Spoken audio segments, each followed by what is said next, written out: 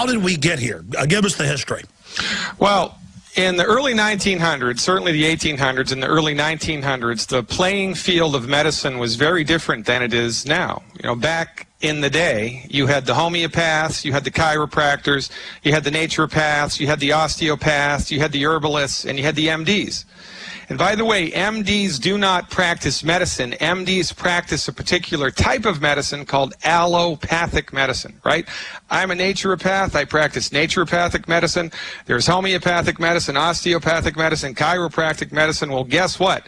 The MDs practice allopathic medicine. I'll tell you what that is in a second. But in the early 1900s, the playing field in medicine was relatively level here, and nobody had the upper hand. There were turf wars, kind of like, you know, in the movie Gangs of New York, right? It wasn't the prettiest of all things, but, you know, nobody had the upper hand until 1910, when the Rockefeller Foundation and the Carnegies, it was actually the Carnegies that supported this. It was something called the Flexner Report. The Carnegies hired this guy named Abraham Flexner. He went all around the United States. Now, remember, this was before the interstate highway system, right? It took Flexner 5 years, before the internet. It took him 5 years. He went all around the country on horseback and stagecoach and train. And he did an inventory of all of the medical schools and all of the hospitals in the U.S. that practiced MD-directed allopathic pharmaceutical medicine. Brought the list back to the Carnegies, which is famously referred to historically as the Flexner Report. And the Carnegies and then the Rockefellers proceeded to give millions of dollars of free money to the medical schools and the hospitals that prescribed drugs. Why? Because the Carnegies and the Rockefellers were deeply in bed with pharmaceutical companies. So guess what? If you're starting a business and I'm starting a business and you get $1 million of free money and I don't, well, guess who's going to have the bigger business? You will. This is why the MDs are in the driver's seat of medicine now. It is not because their therapeutics are more effective. It is not because their therapeutics are more scientific. And it certainly isn't because their therapeutics are safer. It's because of financial coalitions that were built at the turn of the century between the pharmaceutical industry and medicine. And everybody has forgotten about it. We look out of our windows today and we see, son of a gun, the only medicine that they make TV shows and movies about is MD-directed medicine. The only medicine that's practiced at my hospital is MD-directed medicine. The only medicine my insurance pays for is MD-directed medicine. Therefore, we unconsciously assume that the medicine that the MDs practice must be the best. Well, guess what? It's not. They are in the driver's seat only because of financial and political coalitions that were built at the turn of the century that have turned into a gigantic, out-of-control, monopolistic juggernaut, and we are dropping like flies because of it. But I notice in studies, the elites, British royalty, Dutch royalty, they all go to the herbalist and the naturopath. They all actually go to the other schools. They know something, don't they? Well, it's interesting you should say that, because old man Rockefeller had a, he kept a personal physician, a homeopath, as his personal physician, which is quite ironic when you think about it. Yeah, so, really, listen, Alex, the only reason that my profession, you think we have a free medical market here in the United States? Think again. Here's the deal. As a licensed naturopathic physician, here's what I had to do to become a naturopath. 4 years pre-med, 4 years naturopathic medical school, 1,000 hours of clinical supervision. I had to pass national boards and state boards, do 25 hours of continuing education credit. In Seattle, Washington, as a licensed naturopathic physician, I can deliver babies, prescribe drugs, order any diagnostic tests I want, work in hospitals, legally refer to myself as a physician, and it's all paid for by insurance. If I was to do exactly the same thing in Chicago that I did in Seattle, I'd be thrown in jail for a year and fined $5,000 for practicing medicine without a license, and that's just not right. We do not have a free medical market in the United States. It has been completely monopolized by the MDs for the last 100 years. And you're right that the MDs are really excellent at trauma care. and some type of infections. You know, if you have a bullet in your leg, you get your leg blown off in Iraq, you have a nasty pneumonia that botanical medicine couldn't fix, you break your leg skiing, you get somebody T-bones you at the intersection, they are good at that, but that is the only thing that allopathic medicine is good at. The reason that we have a healthcare crisis in this country, the reason that bankruptcy, the leading cause of bankruptcy is medical bills, the reason that our health is getting worse and worse and chronic disease is getting more and more is because MD-directed allopathic, reductionistic, pharmaceutical medicine for chronic disease does not work. It doesn't work. And Dr. Wallach and I are the only ones standing up on this hill and saying it. Yeah, look, you wouldn't take a Chihuahua duck hunting, right? You need a Labrador retriever for that. You wouldn't take a Chihuahua to find a lost kid in the wilderness. You need a bloodhound for that. Well, taking your body to an MD, bless their hearts, for a chronic illness is a fool's errand. Why don't we try to find out why there's almost a 3,000% increase in breast cancer and why the U.S. has the worst level in the world? Well, how about race for the cause, Doc? Well, that's what we should absolutely 100% do, and you're right on the money here, Alex, because here's the thing. I mean, we are deeply embedded in this matrix, right? Every culture has a myth, and it's built into the fabric of society. Now, years ago, everybody was convinced that the Earth was flat, right, and everybody was wrong.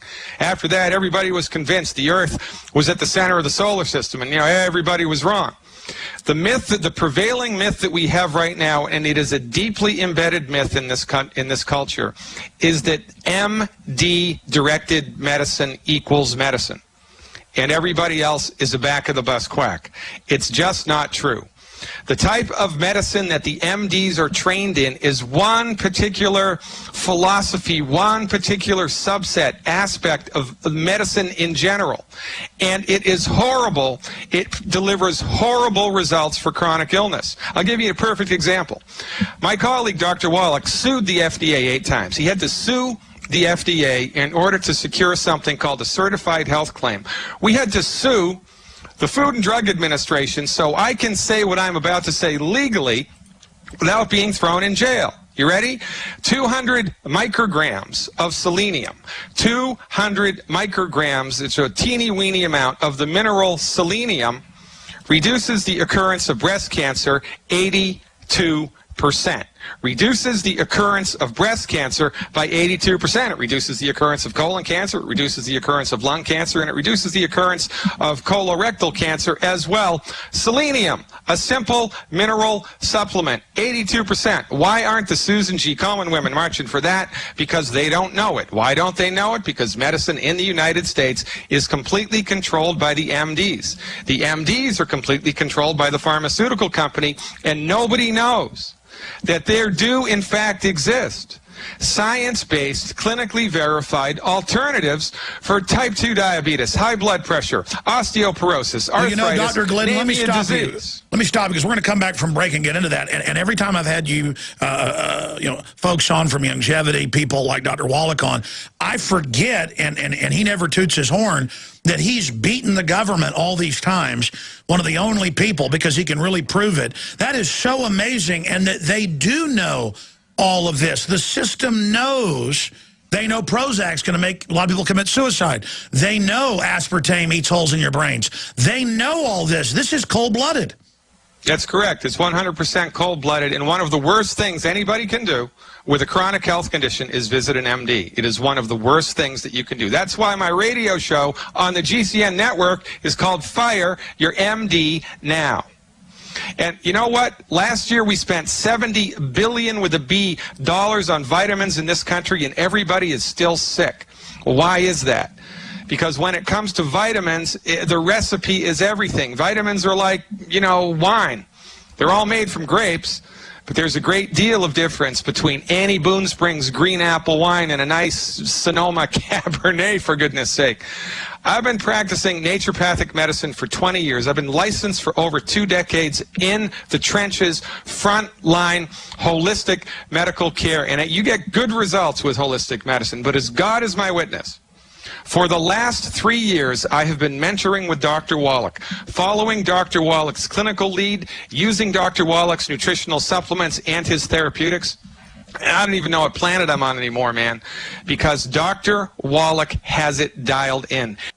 Well, he was in charge of $25 million of federally funded research from 71 to 83. They did 26,000 autopsies, 10 million blood chemistries. The publication that's the result of that 12-year research protocol that Wallach did, he did the whole thing, is in the Smithsonian. It's a national treasure.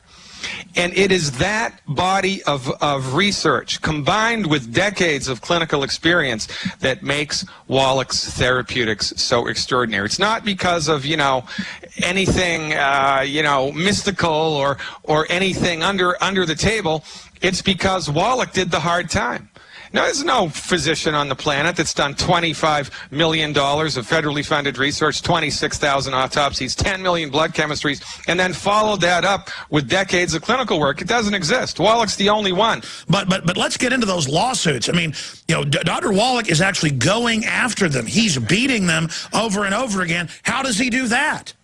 Well, you know, it's because he's got the truth on his side, and, you know, good lawyers also, right? I mean, you got to have a good lawyer, you got to have the truth on your side, and you know, you can't, 2 + 2 = 4, no matter how many people want to tell you that it equals 5. Well, guess what? It equals 4. I'll tell you 2 of Wallach's lawsuits. We can legally say, because of Dr. Wallach. By the way, I don't know if you know this, but Wallach doesn't make any money from the sale of vitamins in longevity.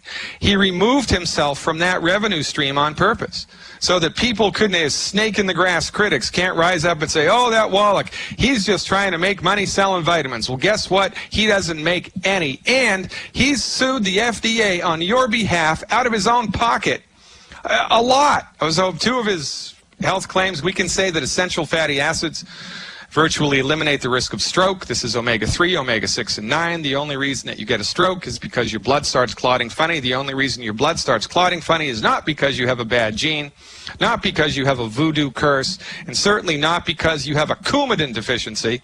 It's because your blood has run out of the raw materials it needs to maintain its health. It's that simple. And we can say that 200 micrograms of selenium supplementation reduces the occurrence of breast cancer, prostate cancer, breast cancer 82%, prostate cancer 69%, colon cancer 64%, and lung cancer 39%. And that was published in the Journal of the American Medical Association in 1998. Look, weight gain is a deficiency disease. The MDs have completely got it 100% ass backwards. Weight gain is a deficiency disease. It is not a disease of excess. Here's how it goes. The only thing that makes us gain weight is we eat too many calories. The only thing that makes us eat too many calories is our bodies are nutritionally starved. You go to your MD, he tells you your stomach's too big, got to cut it out, got to put a band around it. Oh, you're depressed. Oh, you're lazy. Oh, it's genetic. Guess what? Wrong, wrong, wrong, and wrong. The only reason people gain weight is they eat too many calories. The only reason you eat too many calories is because you're nutritionally starved. When you give your body the nutrients it needs, you fill that tank up, guess what? You're nutritionally satisfied. Well, here's the deal. Your MD is only trained in pharmaceutical and surgical medicine. That's all they're trained in. They have no training, no respect, no appreciation, and no experience with anything other than drugs. And see, the problem with medicine in the United States is that the medical training, the training of an MD is a meat grinder. So when you come out of medical school as an MD, you actually believe that if you weren't taught it in medical school, it's just not valid. These MDs, bless their hearts, are like colorblind art critics. All they know is drugs and surgery all the time. You want advice about medical nutrition? Come to see us. We've got you covered.